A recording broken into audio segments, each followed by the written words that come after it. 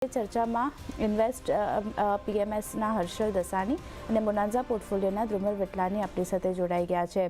હર્ષલજી અને ધ્રુમિલજી, સ્વાગત છે આપ બંનેનું. હર્ષલ, આપ પાસેથી એક વ્યૂ લઈ લઈએ.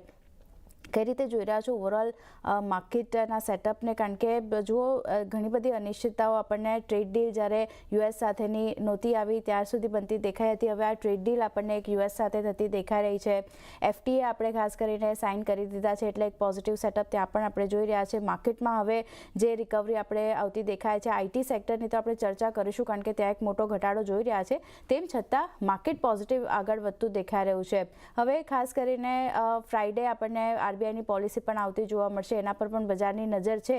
પણ એ પહેલા જે રિકવરી અને જે ખરીદારી આપણે જોઈ રહ્યા છે માર્કેટમાં, શું ધ્યાન રાખવું? થેન્ક યુ પહેલા તો મને બોલાવવા માટે, અને ગુડ આફ્ટરનૂન. બરાબર છે, આજે ઇન્ડિયા યુએસની ટ્રેડ ડીલ હતી. ઘણા ટાઈમથી આનું ઓવરહેંગ હતું આપણા ઉપર. આપણે બધા રાહ જોઈ રહ્યા હતા કે ફાઇનલી ઇન્ડિયા યુએસની ટ્રેડ ડીલ થાય. કેમ કે તમે અગર ઇન્ડિયાનું સ્ટ્રક્ચરલી જોશો, આ મેં જે હમણાં લાસ્ટ ટાઈમ બી મેં કીધું હતું, ત્યારે ઇન્ડિયા અત્યારે બહુ સ્ટ્રેટેજિકલી એક બુલરન માટે રેડી છે. ઇન્ડિયા યુકેનું ફ્રી ટ્રેડ એગ્રીમેન્ટ સાઇન થઈ ગયું છે. ઇન્ડિયા યુરોપ સાથે ટ્રેડ ડીલ સાઇન થઈ ગઈ છે. ઇન્ડિયા અને ન્યુઝીલેન્ડ એમના પાછળ ટ્રેડ ડીલ સાઇન કરી હતી. એના પાછળ અગર તમે ઇન્ટરનલી ડોમેસ્ટિકલી બી ઇન્ડિયાને શાંતિથી અગર જોશો તો આરબીઆઈએ લાસ્ટ યરમાં ઘણું રેટ કટ કર્યું છે. વી આર સિટિંગ ઓન બહુ મોટી લિક્વિડિટી અત્યારે. પણ સૌથી મોટું જે ઓવરહેંગ હતું એ હતું કે ઇન્ડિયા અને યુએસની ટ્રેડ ડીલ સાઇન નહોતી થઈ. એના કારણે તમને દેખાઈ રહ્યું હતું કે એફઆઈઆઈ ઇન્ડિયાની માર્કેટથી થોડું ખફા હતા, થોડું દૂર હતા. પણ હવે જેવું ઇન્ડિયા અને યુએસની ટ્રેડ ડીલ સાઇન થઈ ગઈ છે, તમને કાલે તમે યુએસડીઆઈએનઆરમાં બી અગર જોશો તો ઘણો એક ફોલ આવ્યો છે, થોડું રાહત મળી છે. આઈ થિંક અહીંયાથી માર્કેટ હવે એક સ્ટ્રક્ચરલ બુલરન માટે રેડી છે. તમે ગ્લોબલ માર્કેટ્સ કોઈ બી પકડી લો, જાપાન, કોરિયા, તમે ડાઉજોન્સ પકડી લો, નેસ્ડેક પકડી લો, બધા પોતાના ઓલ ટાઈમ હાઈના તરફ નીકળી ચુક્યા છે. ખાલી આપણી માર્કેટ અટકાયેલી હતી કેમ કે એક સેન્ટિમેન્ટલ વેલ્યુ હતી કે ઇન્ડિયા યુએસની ટ્રેડ ડીલ જ્યારે સાઇન થશે. કાલે એક બહુ સરસ ગેપઅપ જોવામાં મળ્યું. 1000 પોઈન્ટનું ગેપઅપ હતું, 600-650 પોઈન્ટ સસ્ટેન કર્યું. આજે બી અગર તમે જોવા જશો તો માર્કેટના અંદર બાઇંગ છે. આ ખાલી નિફ્ટી આઈટી જે હમણાં તમે મેન્શન કર્યું કે જે નિફ્ટી આઈટીના અંદર સેલિંગ છે, એની હમણાં પાછળ 2 દિવસ પહેલા ન્યૂઝ આવી છે જેના કારણે અંદર બહુ મોટું સેલિંગ છે. પણ ઓવરઓલ અગર તમે નિફ્ટી આઈટીને સાઈડમાં મૂકી દો અને એને થોડીને અગર તમે મિડ કેપ્સ અને સ્મોલ કેપ ઇન્ડેક્સના અંદર જોશો તો મિડ કેપ અને સ્મોલ કેપ ઇન્ડેક્સના અંદર બહુ સ્ટ્રોંગ બાઇંગ છે. આપણને દેખાઈ રહ્યું છે કે ફાઇનલી પાછું bulls have taken over the charge. તમે કાલે એફઆઈઆઈ નો અને ડીઆઈઆઈ નો ડેટા જોશો તો બહુ ટાઈમ પછી દેખાયું કે એફઆઈઆઈ આવીને 5000 કરોડના ઉપરની બાઇંગ કરી છે. ઓવરઓલ અગર તમે મને કહેશો તો આઈ થિંક કે માર્કેટ એક સ્ટ્રક્ચરલ બુલરન માટે રેડી હતું. પહેલા બી રેડી હતું, પહેલા બી પેરામીટર્સ આપણા ફેવરમાં જ હતા. પણ જ્યાં સુધી શું છે, એફઆઈઆઈ આવશે નહીં, જ્યાં સુધી ઇન્ડિયા યુએસની ટ્રેડ ડીલ સાઇન થત નહીં, ત્યાં સુધી થોડું ઉપર જવાનું ડિફિકલ્ટ હતું બીકોઝ સેન્ટિમેન્ટલ વેલ્યુ હતી. હવે જેવું ટ્રેડ ડીલ સાઇન થઈ ગયું છે, એનો આગળનો રસ્તો ખુલી ગયો છે. માર્કેટ 1-2 દિવસ કદાચ અહીંયા કન્સોલિડેટ કરે બી, કેમ કે આટલું મોટું ગેપઅપ થયું છે, થોડું સસ્ટેન થાય, થોડા લોકો પ્રોફિટ બુકિંગ કરે. બટ ઓવરઓલ અહીંયાથી તમને એફઆઈઆઈ પાછા આવતા દેખાશે, ઇન્સ્ટિટ્યુશનના પૈસા પાછા આવતા દેખાશે, અને રિટેલ્સ અને મ્યુચ્યુઅલ ફંડ તો ઓલરેડી બાઇંગ કરી જ રહ્યા છે. તો ઓવરઓલ મને લાગે છે કે એક સ્ટ્રક્ચરલ બુલરનની તૈયારીમાં આવી ગયું છે માર્કેટ. તો ઓવરઓલ એક સ્ટ્રક્ચરલ બુલ રનની આ સ્થિતિમાં માર્કેટ બનતું દેખાયું છે. અને એક જે હર્ડલ હતું, જે અનિશ્ચિતતા હતી ટ્રેડ ડીલને લઈને, તે અહીંયાથી હવે દૂર થતી દેખાઈ રહી છે. એટલે એફઆઈએસ તરફથી ખરીદારી પણ આપણે જોઈ રહ્યા છે. હર્ષલજી, આઈટી સ્પેસ માટે ઘણા બધા પડકારો આપણે જોયા છે ઓલરેડી. ગ્લોબલી પણ નાસ્ડેકમાં ગઈકાલે જો એક મોટો ઘટાડો આપણને આવતો દેખાયો હતો. આપણા માર્કેટની વાત કરીએ એટલે ઓલમોસ્ટ ઇન્ડેક્સ 6% જેટલો તૂટી ગયો છે. અને આજે મિડ કેપ હોય કે પછી લાર્જ કેપ આઈટી હોય, બધામાં એક મોટું સેલ ઓફ આપણને આવતું દેખાઈ રહ્યું છે. હવે આજે નવી ચેલેન્જ એઆઈ આવતી દેખાઈ રહી છે. કઈ રીતે અહીંયા તમારો વ્યૂ બની રહ્યો છે આઈટી સ્પેસ માટે? બરાબર છે. તમે અગર આઈટી સ્પેસને લાસ્ટ 3-4 વર્ષમાં જોશો તો આઈટી સ્પેસે કાંઈ તમને પરફોર્મન્સ આપ્યું નથી. અગર તમે દુનિયામાં જોવા જશો, અગર બધી ગ્લોબલ માર્કેટ્સને કમ્પેર કરશો તો અગર એક કોઈ એવું સેક્ટર છે જે કોઈ એક કોન્સ્ટન્ટ બુલ રન અંદર છે વર્ષોથી, જે લાસ્ટ 2-3 વર્ષથી છે, એ છે એઆઈ અને આઈટી. યુએસની તમે કોઈ બી કંપની પકડી લો, એનવીડિયા પકડી લો, ઓરેકલ પકડી લો, યુએસએ એ પાઇવટ, એ જે ચેન્જ હતો, જે નેસેસરી હતો સર્વિસથી લઈને એઆઈ સુધીનો, એ યુએસએ કરી નાખ્યો. ઇન્ડિયાની જે આઈટી કંપનીઝ છે, જે જનરલી આપણે આઈટી માટે હંમેશા આખી દુનિયામાં વખાણતા, પણ અત્યારે આપણી કંપનીઝે એ પાઇવટ કર્યો નહીં ને આપણે સર્વિસ પર જ અટકેલા રહ્યા. અને લાસ્ટ 3 વર્ષથી જે તમે આઈટી કંપનીઝના અગર તમે કોન્કોલ્સ વાંચશો તો એના અંદર જે લોકો ગ્રોથ રેકમેન્ડ કરી રહ્યા છે, 3% થી 3.5%, 2.5% થી 3%, ધીસ ઇઝ ધ ગ્રોથ જે એ લોકો રેકમેન્ડ કરી રહ્યા છે. એનું એક જ રીઝન છે, કેમ કે જેમ જેમ એઆઈ અડોપ્ટ થતું જશે, લોક ચીજોથી ફ્રી થતા જશે. આજે તમને એક સીએ ને ઇન્કમ ટેક્સ રિટર્ન ભરવા માટે પેલા 5,000 રૂપિયા લાગતા હતા. આજે તમે ચેટ જીપીટી સાથે બેસો 10 મિનિટમાં તમારું ઇન્કમ ટેક્સ રિટર્ન ફ્રીમાં ભરી આપશે. સો ઓવરઓલ જે આ હમણાં એન્થ્રોપિકનું નવું સોફ્ટવેર આવ્યું છે ક્લોડ કરીને, એનું આ જ પ્રોબ્લેમ છે. ધીરે ધીરે everything will be slowly and taken over by AI. જે કંપનીઝ એઆઈ ના સાથે જઈ રહી છે એ જ કંપનીઝ આપણા આગળના લોંગ રનમાં સર્વાઈવ કરી શકશે. ઇન્ડિયન આઈટી કંપનીઝમાં કોઈ બી એવી આઈટી કંપની તમને દેખાશે નહીં જેને એઆઈ ના તરફ અત્યાર સુધી પાઇવટ કર્યું છે. એટલે જ તમને એના ગ્રોથ પર્સન્ટેજીસ 2 થી 3% એ લોકોના પ્રાઇસના અંદર બી આ જ દેખાશે. સો ઓવરઓલ આઈટી નું વ્યૂ મારું પર્સનલી લોંગ ટર્મ માટે ફ્લેટ ટુ બેરિશ જ છે. અને ના એને પાછળ 3 વર્ષમાં પરફોર્મ કર્યું હતું, ના એ આગળ કદાચ 1-2 વર્ષ પરફોર્મ કરશે, અન્ટિલ કે એ લોકો કોઈ સ્ટ્રક્ચરલ ચેન્જ લાવે. અગર તમે આપણી આઈટી કંપનીઝને ઓબ્ઝર્વ કરશો તો એ લોકો પાસે કેશ પડ્યું છે. આપણા પ્રોફેશનલ્સ આખી દુનિયામાં જઈને બધી કંપનીઝના સીઈઓ બનીને બેઠા છે. આપણા પાસે ટેલેન્ટ છે, આપણા પાસે પૈસા છે, પણ આપણા પાસે ઇન્ટેન્ટ નથી. આપણી IT companies are doing buybacks when that money can be use. આ પૈસા આપણે એઆઈ ના રિસર્ચ ઓલા માટે યુઝ કરી શકીએ. સો ઓવરઓલ યુએસના આઈટીમાં બી અત્યારે ફોલ આવ્યું છે કેમ કે એ થોડા હેવી વેલ્યુએશન્સ પર છે. બટ યુએસની IT companies will keep doing well જ્યાં સુધી એઆઈ ની સ્ટોરી ઇન્ટેક્ટ છે. અત્યારે તમે કાલે વિચારી શકો છો કે અગર એનવીડિયા બંધ થઈ ગયું તો ચેટ જીપીટી નો આપણા પાસે કોઈ ઓલ્ટરનેટિવ છે? સો યુએસની આઈટી કંપનીઝમાં જે સેલિંગ આવ્યું છે એ મારા હિસાબથી ટેમ્પરરી છે. ઓવરઓલ અગર તમે ઇન્ડિયન આઈટી કંપનીઝને જોશો, અગર એ લોકોને લોંગ ટર્મ સસ્ટેન કરીને યુએસ સાથે મેચ કરવું છે, અગર એ 2-5% ગ્રોથ આપવી છે તો એ લોકો આપતા રહેશે સર્વિસ બિઝનેસમાં, પણ અગર એમને યુએસ સાથે મેચ કરવું છે તો એ લોકોને એઆઈ ના તરફ પાઇવટ લેવું પડશે. સો ઓવરઓલ લોંગ ટર્મમાં મારું વ્યૂ અત્યાર સુધી તો મતલબ બેરિશથી ફ્લેટ જ છે જ્યાં સુધી આ ચેન્જ નહીં આવે યા પાઇવટ નહીં લે. ઓકે, તો બેરિશ વ્યૂ અહીંયા આઈટી સ્પેસ માટે ત્યારે બનતો દેખાઈ રહ્યો છે. જ્યાં સુધી ક્લેરિફિકેશન નથી આવતું ત્યાં સુધી થોડું દૂર રહેવાની સલાહ અહીંયા બનતી દેખાઈ રહી છે આ સ્પેસમાંથી. હર્ષલજી, કઈ રીતે એચએલ માટે અને ઓવરઓલ ડિફેન્સ સ્પેસ માટે પણ વ્યૂ લઈ લઈએ? જો એક તો સરકારનું જે આ બજેટમાં ફોકસ રહ્યું છે તે ડિફેન્સ માટે રહ્યું છે ને અપેક્ષિત હતું કે જે રીતે ઓપરેશન સિંદૂર આપણને કરવામાં આવ્યું હતું, ત્યારબાદ આ સ્પેસને એક ફાળવણી જે છે ત્યાંથી વધારવામાં આવશે. આ કંપની જે છે એચએલ છે, બીઈએલ છે, બધાની ઓર્ડર બુક ઘણી સ્ટ્રોંગ છે, પણ એચએલ માટે આજે જુઓ એક નેગેટિવ સેન્ટિમેન્ટલ ઇફેક્ટ ખાસ કરીને જોઈ રહ્યા છે. પણ લોંગ ટર્મ કઈ રીતે ધ્યાન રાખવું સ્પેસ માટે? ડિફેન્સ સેક્ટરને એઝ અ હોલ સ્ટડી બી કરશો ને તો 2022માં આનું જે બુલ રન ચાલુ થયું હતું એ ટાઈમે આપણી ગવર્મેન્ટ એકદમ હેવી હતી કેપેક્સ પર, અને એ ટાઈમે આપણે મેક ઇન ઇન્ડિયાના અંદર બહુ બોલિશ હતા. તો એ ટાઈમે તમે જોશો ને તો ડિફેન્સ ઇન્ડેક્સના અંદર બેક ટુ બેક ટ્રિગર્સ આવી ગયા હતા કે આને આ ઓર્ડર મળ્યો, આને ઓલું ઓર્ડર મળ્યું, જીઆરએસસી ને આ શિપ બનાવવા મળ્યું, કોચિનને આ શિપ બનાવવા મળ્યું. હવે એ ટાઈમે થયું શું કે જ્યારે અચાનકથી ઓર્ડર બુક્સ આવવા માંડ્યા ને તો કંપનીઝના અંદર ફોમો બાઇંગ ચાલુ થઈ ગઈ, અને એ ટાઈમે કંપનીઝને ઉચકીને નીચેથી લઈને એટલા એક્સપેન્સિવ વેલ્યુએશન્સ પર લાવીને મૂકી દીધા કે અત્યારે એના ફાઇનાન્શિયલ્સ 12 થી 18 મહિના પાછળ ચાલી રહ્યા છે એના વેલ્યુએશન્સથી. તો ઓવરઓલ અત્યારે પ્રોબ્લેમ શું થઈ રહી છે કે ડિફેન્સના અંદર એક તો કોઈ પોઝિટિવ ટ્રિગર આવી નથી રહ્યું, કેમ કે 2024નું જે ઇલેક્શન થયું એના પછી તમે અગર ઓબ્ઝર્વ કરશો તો બહુ ઘણા તમને કેપેક્સના રિલેટેડ અપડેટ્સ આવ્યા નથી કે આને અત્યારે આ ઓર્ડર મળ્યો, રેલવેમાં અત્યારે આ ઓર્ડર મળ્યો. તો પ્રોબ્લેમ શું થઈ રહી છે કે આ લોકોને જે લોંગ ટર્મ ટ્રિગર્સ મળી રહ્યા હતા 2022માં, જેના કારણે આ લોકોએ રેલી કર્યું, ત્યારે કોઈ તો લોંગ ટર્મ ટ્રિગર્સ આવી નથી રહ્યા, ગવર્મેન્ટથી કોઈ બહુ મોટા ઓર્ડર્સ આવી નથી રહ્યા પીએસયુ સ્પેસિફિક ડિફેન્સને. હવે ગવર્મેન્ટનું ધ્યાન, જે તમે એચએલ નું કીધું ફોર એક્ઝામ્પલ, એચએલ પાસે આટલી મોટી આઉટસ્ટેન્ડિંગ ઓર્ડર બુક છે, પ્લસ એનું એક્ઝિક્યુશન ઓન પીક નથી. એ તેજસ એટલું ક્વિકલી આપણી ઇન્ડિયન એરફોર્સને ડિલિવર કરી શકી રહ્યું નથી. આપણે હજુ બી રફાઇલના ઉપર ઘણું ડિપેન્ડન્ટ છે.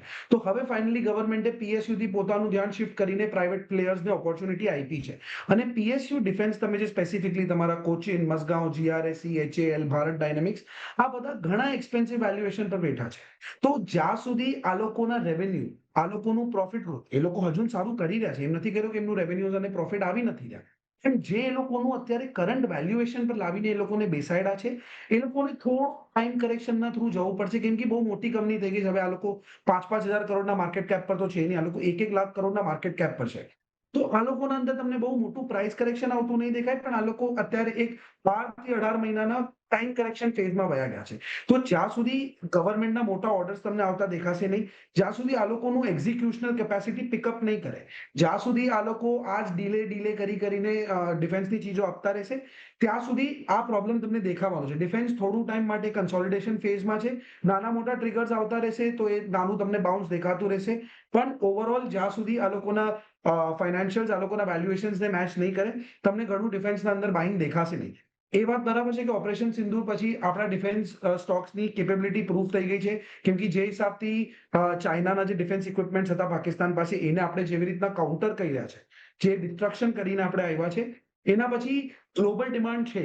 સાઉથ ઇસ્ટ એશિયન કન્ટ્રીઝ જે ચાઇનાથી ડરી રહી છે, એ લોકો પાસે બહુ વધારે ઓપ્શન નથી. આજે અગર તમને કોઈ ફાઇટર જેટ લેવું હોય તો તમારા પાસે ગણી ચૂનીને 4-5 જ ઓપ્શન છે. રશિયા પાસે જઈ શકો, તમે યુએસ પાસે F-16 લઈ શકો, કા તમે ઇન્ડિયા પાસે આવીને તેજસ લઈ શકો, કા ફ્રાન્સ પાસે જઈને રફાઇલ લઈ શકો. આ લોકો બહુ મોંઘા છે, રફાઇલ, F-16. અને રશિયા સાઉથ ઇસ્ટ એશિયન કન્ટ્રીઝને પ્લેન આપશે નહીં, કેમ કે રશિયા અને ચાઇના બેસ્ટ ફ્રેન્ડ છે. તો આ લોકો પાસે મોટું લાંબુ ચોડું એક જ ઓપ્શન છે, તેજસ. અગર HAL પોતાની ઓપરેશનલ એફિશિયન્સી વધારે, પોતાની ફેક્ટરીઝને સ્કેલ અપ કરે અને અગર થોડું ફાસ્ટર ડિલિવરી કરશે, તો HAL ને બી ઘણો ચાન્સ મળશે એક્સપોર્ટ કરવાનો. Overall defence long term view bullish છે. કઈ બ્રેકડાઉન અંદર નથી, પણ થોડો ટાઈમ કન્સોલિડેશન ફેઝમાં છે, જ્યાં સુધી એને પાછા પોઝિટિવ ટ્રિગર્સ મળતા નથી. તો થોડું કન્સોલિડેશન ફેઝમાં અત્યારે HAL છે, પણ લોંગ ટર્મ વ્યૂ પોઝિટિવ છે, એટલે ધ્યાન રાખીને ચાલવાનું રહેશે. પણ એ સાથે જ જો હર્ષલ, આપણે US અને ભારત વચ્ચે ટ્રેડ ડીલ થતા જોઈએ, ઘણા બધા સેક્ટર જે છે તેને એક એક્સપોર્ટ રિલેટેડ સેક્ટર જે છે, જેને એક સારો ફાયદો અહીંયાથી હવે થતો જોવા મળશે. જ્યારે આ ડીલ ને અનાઉન્સમેન્ટ થયું ત્યારથી જ આપણે જોયું છે કે એક ફોલોઅપ બાઇંગ જે છે તે ઘણા બધા સેક્ટરમાં આપણને આવતું દેખાઈ રહ્યું છે. તમે કઈ રીતે ધ્યાન રાખી રહ્યા છો અને કયા સેક્ટર એવા કે જ્યાં હવે ફોકસ કરવું જોઈએ રોકાણ માટે?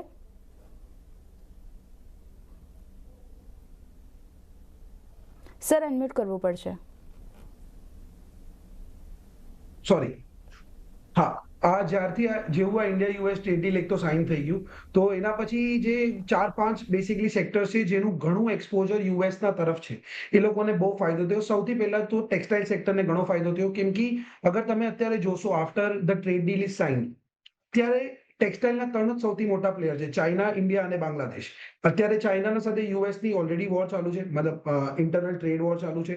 એની સાથે બાંગ્લાદેશના ઉપર આ લોકો 20% ટેરિફ લગાડીને રાખ્યું છે, અને ઇન્ડિયા પર કાલના ન્યૂઝ પછી હવે અત્યારે 18% ટેરિફ છે. એટલે ઇન્ડિયા અત્યારે સૌથી બેનિફિશિયલ છે. અને ટેક્સટાઇલ સેક્ટર અગર તમે જોશો તો લાસ્ટ 20 વર્ષથી આપણું ટેક્સટાઇલ સેક્ટર એકદમ સૂતું જ છે, એક લોંગ કન્સોલિડેશન ફેઝના અંદર વયું ગયું છે.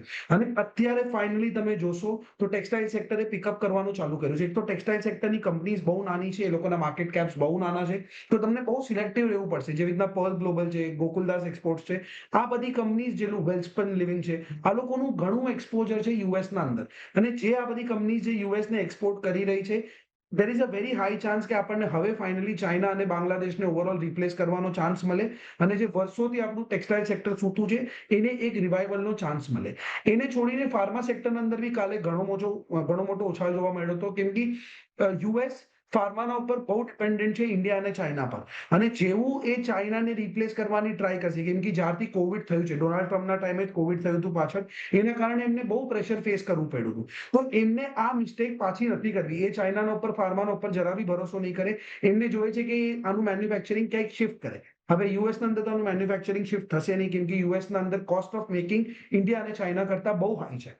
અને ઇન્ડિયા પાસે ઓવરઓલ વર્ષોનું એક્સપિરિયન્સ છે ફાર્માના અંદર. તો તમારું જે CDMO સેક્ટર છે, CMO સેક્ટર છે, એને ઘણો ફાયદો થતો દેખાશે. તો ફાર્મા એક સેક્ટર જે નજરમાં રહેશે અહીંયાથી. એને છોડીને આપણી જેમસ્ટોન અને જ્વેલરીનું સેક્ટર, ઇન્ડિયાનો બહુ મોટો એક શેર છે. જેવી રીતના ટાઇટન થઈ ગયું, તમારું ડાયમંડ્સની કંપની થઈ ગઈ, લેબગ્રોન ડાયમંડ્સની કંપની થઈ ગઈ, આનો એક બહુ મોટો શેર છે યુએસના એક્સપોર્ટ્સના અંદર. તો આ બધી કંપનીઝના અંદર બી તમને એક બહુ મોટો ઉછાળ આવતા દેખાશે. ટાઇટન કાલે બી ઉપર હતું, આજે બી અત્યારે ધીરે ધીરે ઉપર ખેંચવાનું ચાલુ કરી નાખ્યું છે. આના સાથે સ્પેશિયાલિટી કેમિકલ્સ, જે સર્ટન, જે લોકોનું ઘણું મોટું એક્સપોઝર યુએસની તરફ છે, એ લોકોને બી એક શોર્ટ ટર્મ ફાયદો દેખાશે, કેમ કે લાસ્ટ 1 વર્ષથી બિચારા નોન સ્ટોપ પ્રેશરના અંદર છે, કેમ કે યુએસ અને ઇન્ડિયાની ટ્રેડ ડીલ સાઇન નહોતી થઈ રહી. તો એક ઓર સેક્ટર છે મારા હિસાબથી, નીશ સેક્ટર છે થોડું, C food sector. India is a very big exporter of C foods. જેવી રીતના તમે ફોર એક્ઝામ્પલ અવંતી ફીડ્સ જોશો, તો અવંતી ફીડ્સ કાલે 20%ની અપર સર્કિટ પર હતું. તો આજે બી અવંતી ફીડ્સના અંદર ઘણી સારી બાઇંગ જોવામાં મળી છે. તો ઓવરઓલ મને લાગી રહ્યું છે કે આ જે સી ફૂડ સેક્ટર છે, ટેક્સટાઇલ છે, જે લોકોનું ઘણું ડિપેન્ડન્સ યુએસના ઉપર છે, જે 1 વર્ષથી પ્રેશરમાં હતા, હવે ફાઇનલી અનલીશ થશે અને એના અંદર ઘણી સારી બાઇંગ દેખાવામાં આવશે. બીજા હર્ષલજી, તમે જો જ્વેલ્સ એન્ડ જ્વેલરી સેક્ટરની વાત કરી, પણ એક કમોડિટી સ્પેસ છે, ખાસ કરીને જો ગોલ્ડ સિલ્વરની આપણે ચર્ચા કરી લઈએ, કારણ કે ફરી એકવાર અહીંયા રેકોર્ડ લેવલ્સની પાસે કામકાજ થતો દેખાયો છે. ઇન્ટરનેશનલ માર્કેટમાં ગોલ્ડ જુઓ ઓલમોસ્ટ 2% તેજી સાથે 50,000 ડોલરની ઉપર આપણને પહોંચતું દેખાયું છે. $5,000 ઉપર જે કામકાજ અહીંયા થતું દેખાઈ રહ્યું છે, અને સ્થાનિક બજારમાં ફરી એકવાર 1,50,000ની પાસે કામકાજ આપણે જોઈ રહ્યા છીએ. સિલ્વરમાં પણ ફરી તેજી સાથેનું કામકાજ થતું દેખાઈ રહ્યું છે. આ કોમોડિટીઝના પ્રાઇસ જે રીતે વધી રહ્યા છે, જે ઇન્ટરનેશનલ માર્કેટમાં આપણે જોઈ રહ્યા છે કે ડોલરમાં સેલ ઓફ થઈ રહ્યું છે, સેન્ટ્રલ બેંક તરફથી ખરીદારી આપણને વધતી દેખાઈ રહી છે. શું વ્યૂ રાખી રહ્યા છો કોમોડિટીઝ માટે? તમે અગર ગોલ્ડ અને સિલ્વરને લાસ્ટ 1-1.5 વર્ષના અંદર જોશો તો ગોલ્ડ અને સિલ્વર લાસ્ટ 1-1.5 વર્ષથી નોનસ્ટોપ ઉપર જતું જઈ રહ્યું છે. તો ઘણા બધા લોકોનું વ્યૂ એવી રીતના બનશે, બીકોઝ એક કમોડિટી નોનસ્ટોપ ઉપર જાય તો એના અંદર થોડી ઘણી પ્રોફિટ બુકિંગ આવે, વિચ ઇઝ વેરી નોર્મલ. પણ જ્યારે એક કમોડિટી નોનસ્ટોપ ઉપર જતી જાય ત્યારે લોકો શોર્ટ ટર્મના અંદર પૈસા કમાવા માટે એના અંદર માર્જિનના ટ્રેડ્સ ખોલે, લેવરેજના ઉપર કામ કરે. તો લાસ્ટ 2-3 દિવસના અંદર શું થયું કે કોમેક્સ, ચાઇનાનું જે એક્સચેન્જ છે, અને ઇન્ડિયાનું MCX, આ ત્રણેય એક સાથે માર્જિન હાઇક કરી, જેના કારણે જે તમને માર્જિન રિક્વાયરમેન્ટ હોય 10,000 ફોર એક્ઝામ્પલ, એના બદલે તમને 20,000 રૂપિયા જમા કરવા પડશે એ જ સ્પેસિફિક ટ્રેડ ખુલ્લું રાખવા માટે. તો એના કારણે લાસ્ટ 5 દિવસના અંદર ફોર્સ્ડ લિક્વિડેશન આવ્યું. જેટલા લોકો પાસે માર્જિનના પૈસા અવેલેબલ નહોતા બધાના સોદા કપાઈ ગયા, અને એના કારણે તમને આટલું મોટું ફોર્સ્ડ લિક્વિડેશન આવ્યું. બટ અગર તમે મને પૂછશો તો long term structural trend for gold અને silver is bullish, very bullish. તમે અત્યારે જોશો તો જેટલો ફોલ આવ્યો ગોલ્ડ, એનું ઓલમોસ્ટ 50% ફોલ તો રિકવર કરી બી નાખ્યો છે. ગોલ્ડ અત્યારે પાછું રેકોર્ડ લેવલ $5,000 ઉપર આવી ગયું છે, અને સિલ્વર બી $90 આસપાસ આવી ગયું છે. તમે અગર ચાઇનાના અંદર જોશો તો અત્યારે ચાઇનાના અંદર સિલ્વર $105 આસપાસ ચાલી રહ્યું છે. સિલ્વર ચાઇનાના અંદર 10 થી 15% પ્રીમિયમના અંદર ચાલે છે. તો કોમેક્સનો જે પ્રાઇસ હોય, જે ઇન્ટરનેશનલ કોમેક્સની પ્રાઇસ આવે, એ પેપરનો પ્રાઇસ હોય, ફ્યુચર્સનો પ્રાઇસ હોય, અને જે ફિઝિકલનો પ્રાઇસ હોય. આજે તમે ફોર એક્ઝામ્પલ મુંબઈમાં ઝવેરી બજારમાં વયા છો, ઠીક છે, અને તમે સિલ્વર લેવા વયા જાઓ, અત્યારે MCX પર ભાવ 82 ચાલે છે, પણ ઝવેરી બજારના અંદર તમને કોઈ 3,10,000 રૂપિયાના નીચે 1 કિલો ચાંદી આપશે નહીં. તો આ છે ફિઝિકલ પ્રીમિયમ. ચાંદીની પેપર કરતા, ફ્યુચર્સ કરતા વધારે ડિમાન્ડ ફિઝિકલના અંદર છે, કેમ કે એનું જે નેરેટિવ છે કે જે ફિઝિકલ શોર્ટેજના અંદર છે ચાંદી, એ ઇન્ટેક્ટ છે. ચાંદીનું લાસ્ટ 5 વર્ષથી ફિઝિકલ શોર્ટેજના અંદર છે, અને નોન સ્ટોપ એનું પ્રાઇસ ચાઇના એને નોન સ્ટોપ ખેંચતું જઈ રહ્યું છે. તમે અગર દુનિયાની બધી ગ્લોબલ બેંક્સ જોશો તો એ લોકો જે US ટ્રેજરી બિલ્સ હોય, US ડોલર છે, એનું ડમ્પ કરવા માંડ્યા છે ઓપન માર્કેટમાં, અને એના બદલે ગોલ્ડ અને સિલ્વર એક્યુમ્યુલેટ કરવા માંડ્યા છે. સિલ્વર એક ઇન્ડસ્ટ્રીયલ મેટલ હતું. સિલ્વરનું કામ હતું સોલાર પેનલ, AI ના અંદર આવવાનું. પણ હવે ફાઇનલી સિલ્વર બી એક મોનેટરી મેટલનો દરજ્જો હાસિલ કરી રહ્યો છે, જે આટલા વર્ષથી ખાલી ગોલ્ડ પાસે હતો. તો ઓવરઓલ સિલ્વરની ડિમાન્ડ તો વધવાની જ છે, અને જ્યાં સુધી દુનિયાના અંદર કેઓસ છે, જ્યાં સુધી દુનિયાના અંદર લોક લડી રહ્યા છે, ત્યાં સુધી લોક ગોલ્ડને બાય કરતા જ રહેશે. બીકોઝ કે ટ્રમ્પ US ટ્રેજરી બિલ્સને અને ડોલરને એક વેપનની જેમ યુઝ કરવા માંડ્યા છે. આજે કોઈ કન્ટ્રીના ઉપર વોર થઈ ગઈ તો કાલે જઈને US એના બધા US ટ્રેજરી બિલ્સ ફ્રીઝ કરી નાખશે. એનું જેટલું બી ઇન્ટરનલ કન્ટ્રીનું રિઝર્વ છે બધું ફ્રીઝ થઈ જશે.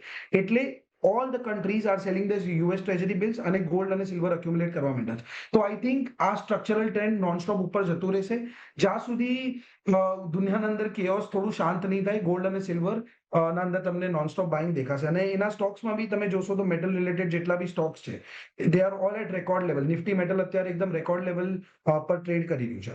તો આઈ થિંક મેટલ્સના અંદર આગળના 2026 specifically is going to be very good for metals. 2026નું વર્ષ ઓવરઓલ મેટલ માટે ઘણું સારું આપણને રહેતું જોવા મળી શકે છે, જે રીતે કોમોડિટીઝની કિંમતો આપણને વધતી દેખાઈ રહી છે, અને ધ્યાનમાં રાખીને તો view positive Nifty metal index માટે બનતો દેખાઈ રહ્યો છે. ગોલ્ડ સિલ્વરમાં પણ હજી એક રેલી જે છે તે આગળ વધતી દેખાઈ શકે છે. આગળ વધીએ, અને બીજો એક સેક્ટર જે ફોકસમાં છે હર્ષલ, એક રેલવે કાઉન્ટર. અહીંયા પણ આપણે જાણીએ છીએ કે જે નવા કોરિડોરની જાહેરાત કરવામાં આવી છે બજેટમાં, કનેક્ટિવિટી જે રીતે અહીંયાથી વધતી દેખાઈ રહી છે, નવી વંદે ભારત ટ્રેનનો ડેવલપમેન્ટ, આ બધાને લીધે ફોકસ અહીંયા બનતું દેખાઈ રહ્યું છે. આજે પણ જુઓ રાઇટ્સ છે, પરિણામનું રિએક્શન અહીંયા પોઝિટિવ બનતું દેખાયું છે. એની સાથે IRCTC, IRFC બધામાં એક સારી ખરીદારી છે. શું ધ્યાન રાખી રહ્યા છો આ સ્પેસ માટે? હા બી મેં જેવી રીતે તમને ડિફેન્સ માટે કીધું હતું, જે પાછળ આપણું 2022માં બુલરન આવ્યું હતું. રેલવેઝમાં બી તમે કોઈ બી કંપની અત્યારે ઉચકીને જોઈ લો, આરવીએનએલ ફોર એક્ઝામ્પલ, ઇરકોન લઈ લો, આઈઆરએફસી લઈ લો, યા આ લોકોના મેન્યુફેક્ચરિંગ કંપનીઝ લઈ લો, જેવી રીતના ટીટાગઢ વેગન્સ છે, જુપિટર વેગન્સ છે. આરવીએનએલ 40 રૂપિયાથી લઈને 600 રૂપિયા સુધી આ લોકો લઈને ગયા છે. અગર તમે એનું રેવન્યુ બેલેન્સ શીટ ખોલીને જોશો તો લાસ્ટ 5 વર્ષનું રેવન્યુ ફ્લેટ છે. ના પ્રોફિટેબિલિટી ગ્રોથ છે, ના રેવન્યુના અંદર ગ્રોથ છે. વેલ્યુએશન્સ પકડીને અહીંયાથી અહીંયા લઈને ગયા છે. સો ઓવરઓલ જ્યાં સુધી આ લોકો નાના નાના પોઝિટિવ રિઝલ્ટ નાખતા રહેશે, પણ જ્યાં સુધી આના અંદર એક પ્રોપર રેવન્યુ ગ્રોથ, એક પ્રોપર રેલવે અને ડિફેન્સ એક એવી ચીજ છે ને જેને પ્રોજેક્ટ્સને એક્ઝિક્યુટ થતા વર્ષો લાગે. તો ગવર્મેન્ટ ભલે આજે ઓર્ડર આપી દે, પણ એને એક્ઝિક્યુટ જ્યાં સુધી નહીં થાય ત્યાં સુધી એ લોકોનું રેવન્યુ અને એ લોકોનું પ્રોફિટ રેકગ્નાઇઝ નહીં થાય. તો જ્યાં સુધી કંપનીઝના ટોપ લાઇન અને બોટમ લાઇનના અંદર તમને ગ્રોથ નહીં દેખાય, ત્યાં સુધી ઓવરઓલ આ લોકોના અંદર તમને એક લોંગ ટર્મ સસ્ટેન મૂવ નહીં આવે. 40 રૂપિયાની ચીજ 600 રૂપિયા લઈને ગયા છે આરબીએનએલ, હવે 600 રૂપિયાથી 320 લાવીને મૂકી દીધી છે. તો આના અંદર નાના મોટા બાઉન્સ બેક આવતા રહેશે. જેવું કોઈ અનાઉન્સમેન્ટ આવ્યું કે આને વંદે ભારતનું ઓર્ડર મળ્યું, આને ઓલું મળ્યું, પણ હવે અહીંયાથી જે સેકન્ડ લેગ ઓફ રેલી છે, પહેલી લેગ ઓફ રેલી તો આવી ગઈ ખાલી આ બેસિસ પર કે આમને ઓર્ડર મળ્યા. હવે જે સેકન્ડ લેગ ઓફ રેલી જે આવશે આના અંદર, એ ત્યારે આવશે જ્યારે ફાઇનલી આ લોકોના ઓર્ડર્સ એક્ઝિક્યુટ થશે, જ્યારે આ લોકોના ટોપ લાઇન અને બોટમ લાઇનના અંદર એ લોકોનું રેવન્યુ અને પ્રોફિટ આવતું દેખાશે. તો ત્યાં સુધી શોર્ટ ટર્મ બાઉન્સ બેક તમે રમતા રહો, બજેટ સ્પેસિફિક ન્યૂઝ પર રમતા રહો, બટ ઓવરઓલ સેલ ઓન રાઇઝનો જ વ્યૂ છે જ્યાં સુધી આ લોકોના બેલેન્સ શીટ અને પીએનએલ પિકઅપ નથી કરતા. તો ઓવરઓલ રેલવે બુલિશ છે. ઇન્ડિયાનું ઇન્ફ્રાસ્ટ્રક્ચર ગ્રોથ થવાનું જ છે. બટ અગર તમે અહીંયાથી એવા સ્ટોક્સ ગોતી રહ્યા હોય જે નેક્સ્ટ 2 કે 3 વર્ષના અંદર પૈસા બનાવીને આપશે, તો રેલવેઝના અંદર તમને બહુ કેરફુલ રહેવું પડશે, એ લોકોના રિઝલ્ટ મોનિટર કરતું રહેવું પડશે. એનાથી તમને વધારે બેટર સારા કાઉન્ટર્સ રમવા મળશે. ઓકે, તો આ વ્યૂ ઓવરઓલ રેલવે સ્પેસ માટે અહીંયા બનતો દેખાઈ રહ્યો છે. એક સ્પેસ જે ફોકસમાં છે હર્ષલ, પીએસયુ બેંક અને બીએફએસઆઈ આપણને બનતો દેખાઈ રહ્યું છે. અહીંયા પણ જો પીએસયુ બેંકની ખાસ કરીને વાત કરી લઈએ તો પરિણામ પણ આપણને ઘણા સારા આવતા દેખાઈ રહ્યા છે, અને compare to private sector bank અહીંયા ગ્રોથ પણ આપણને જોવા મળતો દેખાયો છે. સેમ એઝ બીએફએસઆઈ જો સેક્ટરલની વાત કરી લઈએ તો ત્યાં પણ એક સારું પ્રદર્શન બનતું જોવા મળ્યું છે. શું વ્યૂ અહીંયા? અગર બીએફએસઆઈ સેક્ટરને એઝ અ હોલ જ પકડશો તો બેંક નિફ્ટી ઘણા મહિનાઓના અને ઘણા વર્ષોના આવ્યું છે કન્સોલિડેશન પછી, હવે ફાઇનલી ચાલવાનું ચાલુ થયું છે. તો ઓવરઓલ મારો પર્સનલ વ્યૂ બેન્કિંગ અને ફાઇનાન્શિયલ્સ પર ઘણો બુલિશ છે. અગર તમે મને સ્પેસિફિકલી પૂછશો તો મારું જે વ્યૂ બુલિશ છે એ પ્રાઇવેટ બેંક્સ કરતા વધારે અટ્રેક્ટિવ મને પીએસયુ બેંક્સ લાગે છે. જે તમે કીધું કે આના અંદર ગ્રોથ તો છે જ, પણ એના સાથે જે બીજું સૌથી બેસ્ટ ચીજ જે મને આના અંદર દેખાય છે એ છે વેલ્યુએશન કમ્ફર્ટ. મને હજુ બી પીએસયુ બેંક્સ પ્રાઇવેટ બેંક્સ કરતા વધારે કમ્ફર્ટેબલ વેલ્યુએશન્સ પર આવતા દેખાય છે.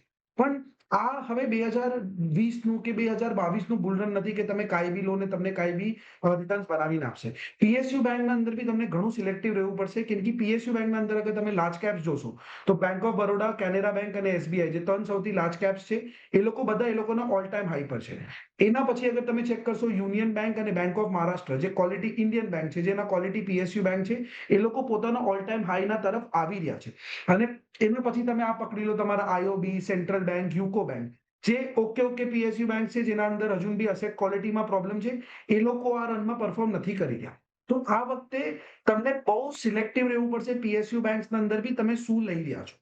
સેકન્ડ, પીએસયુ બેંક સાથે જે પ્રાઇવેટ બેંક્સ છે પણ જેનું માર્કેટ કેપ 5,000 થી લઈને 25,000 કરોડના રેન્જમાં છે, જેવી રીતના સિટી યુનિયન બેંક થઈ ગયું, ડીસીબી બેંક થઈ ગયું, તમારું સીએસબી થઈ ગયું, સાઉથ ઇન્ડિયન બેંક થઈ ગયું, આ બધા બી તમને ઘણું સારું વેલ્યુએશન કમ્ફર્ટ આપી રહ્યા છે. આ બધા બી તમને ઘણું સારું ગ્રોથ ઓફર કરી રહ્યા છે. તો અત્યારે અગર તમે બેન્કિંગ ઇન્ડસ્ટ્રીમાં અગર બીએફએસઆઈમાં તમે બેટ કરવાનું વિચારી રહ્યા હો તો આ તમને બહુ સારા ઓપોર્ચ્યુનિટીઝ આપશે. અને એના સાથે સાથે તમે અહીંયા ત્યાં થોડા પ્રાઇવેટ એનબીએફસીસ પર બી નજર રાખી શકો છો. એમાં બી you will have to be very selective કે જે લોકો પરફોર્મ કરી રહ્યા છે સ્પેસિફિકલી એના ઉપર જ તમને બેટ કરવું પડશે. તો ઓવરઓલ બીએફએસઆઈ પર વ્યૂ બુલિશ છે, પણ અગર તમે એને બ્રેકડાઉન કરશો તો નાની પ્રાઇવેટ બેંક્સ અને પીએસયુ બેંક્સ આના ઉપર વ્યૂ સુપર બુલિશ છે. ઓકે, નાની પ્રાઇવેટ સેક્ટર બેંક અને પીએસયુ બેંક પર વ્યૂ એક પોઝિટિવ અહીંયા પણ તો દેખાઈ રહ્યો છે, એટલે ધ્યાન રાખવાનું રહેશે. એ સાથે જ પીડીલાઇટના પણ આપણને નંબર્સ આવતા દેખાયા હતા અને દરેક ફ્રન્ટ પર સારા નંબર્સ પણ આપણે જોયા છે. હર્ષલ, પીડીલાઇટ અને ઓવરઓલ સ્પેશિયાલિટી કેમિકલ્સની વાત કરી લઈએ. જો આરતી ઇન્ડસ્ટ્રીઝ, દીપક નાઇટ્રાઇટ જેવા કાઉન્ટર છે જે ફોકસમાં આપણને આવતા દેખાઈ રહ્યા છે, અને નંબર્સ ખાસ કરીને કંપનીઓના સુધરતા દેખાયા છે. શું ધ્યાન આ સ્પેસ માટે? પરફેક્ટ. સ્પેશિયાલિટી કેમિકલ્સ જે સેક્ટર છે એનું તમે ડિફેન્સથી કનેક્ટ કરીને સમજો. જેવી રીતના સ્પેશિયાલિટી કેમિકલ્સનું 2014માં જે બુલરન આવ્યું હતું, એના પછી સ્પેશિયાલિટી કેમિકલ્સના વેલ્યુએશન ઉચકીને લઈને આવ્યા હતા. હવે finally after years of consolidation, તમે 2014 થી લઈને અત્યાર સુધી જોશો તો સ્પેશિયાલિટી કેમિકલ્સે પરફોર્મ જ નથી કર્યું. હવે ફાઇનલી જઈને એ લોકોના વેલ્યુએશન્સ કંટ્રોલમાં આવ્યા છે. હવે ફાઇનલી જઈને એ લોકોનું જે પીએનએલ છે એના અંદર એ લોકોના વેલ્યુએશન્સ કમ્ફર્ટ આવીને પીએનએલમાં પરફોર્મન્સ દેખાઈ રહ્યું છે. હવે તમને જે દીપક નાઇટ્રેટના અંદર, જે આરતી ઇન્ડસ્ટ્રીઝના અંદર જે મૂવ આવી રહ્યું છે, એ કદાચ અહીંયાથી તમને લોંગ ટર્મ સસ્ટેન મૂવ દેખાશે, કેમ કે આ લોકોના financials have finally catched up with the valuations. તો આઈ થિંક કે overall chemical sector is going to do well, ઘણું સારું કરશે. અને આજે ઇન્ડિયા યુએસનું ટ્રેડ ડીલના કારણે જે ઓપન બી થઈ ગયું છે, તો આ લોકોને ઘણો સારો ફાયદો મળશે ચાઇનાને રિપ્લેસ કરવા માટે. તો કેમિકલ સેક્ટર China+1 થીમ જે છે, જે યુએસ ચાઇનાને રિપ્લેસ કરીને એક ઓલ્ટરનેટિવ ટ્રેડિંગ પાર્ટનર ગોતવાની ટ્રાય કરી રહ્યું છે, એના અંદર બહુ સારી રીતના સ્ટ્રેટેજિકલી ફિટ થઈ રહ્યું છે. તો ઓવરઓલ કેમિકલ કંપનીઝ પર વ્યૂ બુલિશ છે. ખાલી સિલેક્ટિવલી જોતું રહેવું પડશે કે કઈ કંપનીઝ પરફોર્મ કરી રહી છે, અને એ પોર્ટફોલિયોમાં એડ કરીને રાખીએ તો ઘણા સારા રિટર્ન જોવા મળશે આગળના. ઓકે, તો અહીંયા પણ વ્યૂ સ્પેશિયાલિટી કેમિકલ્સ માટે આપણને એક સારો બનતો દેખાઈ રહ્યો છે, તો ધ્યાન રાખવાનું રહેશે. પણ એ સાથે જ હર્ષલજી અને ધ્રુમિલજી, સમય થયો છે આ બંનેની રજા લેવાનો. સૌથી પહેલાં હર્ષલજી, જે ચર્ચા કરીએ બદલ આપના ડિસ્ક્લોઝર. એવી સ્ટોક્સના બારામાં અને સેક્ટર્સના બારામાં વાત કરી, એના અંદર મારા કંપનીની અને મારા ફેમિલીની કોઈ પોઝિશન્સ હોઈ શકે છે. None of them are buy and sell recommendation. Thank you so much. Dhrumil, આપના ડિસ્ક્લોઝર. જે બી સ્ટોક્સ આજે આપણે ડિસ્કસ કર્યા છે, કોઈ બી સ્ટોક હું પર્સનલ કેપેસિટીમાં હોલ્ડ નથી કરતો. Company or else client level પર પોઝિશન જોઈ શકે છે. અને શોમાં બોલાવા તમારો ખૂબ ખૂબ આભાર. આભાર હર્ષલજી અને ધ્રુમિલજી, આ બંનેનો સમય ફાળવી અમારી સાથે આ ચર્ચામાં જોડાવા માટે. Thank you so much. તો એ સાથે